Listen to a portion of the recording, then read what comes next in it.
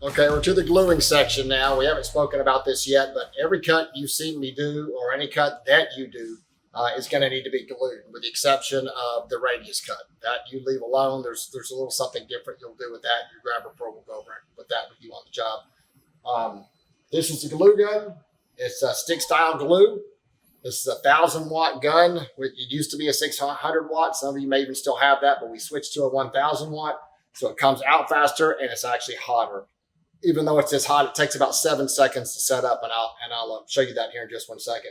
This is still an outside corner, so I like to put a nice little bead, but more at the top, not down in the apex. That you would do for an inside corner.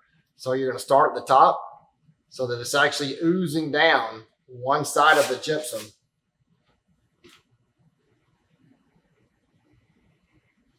One side of the gypsum instead of just in the apex. And as you can see, I'm going to hold it. It's setting up already. I'm going to hold this for all of about 6, 7, 8 seconds, and you'll notice that it's already stopped. It's already holding.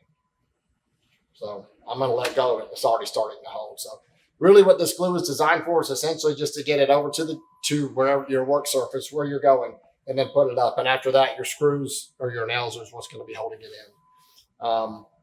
In an inside corner, you would not go to where I just showed you. You want to go straight to the apex because you don't want it coming out just like right here. That's not going to hurt anything.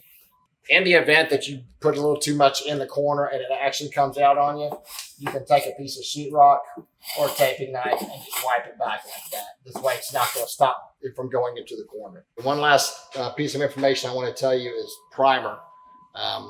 We have primer that you can use. You put that on first before the glue, typically to close the pores up so that it's a better hold. It's totally up to you. Whether or not you want to use it or not, you can, or you can go just the way this is. And this is a little bit faster this way.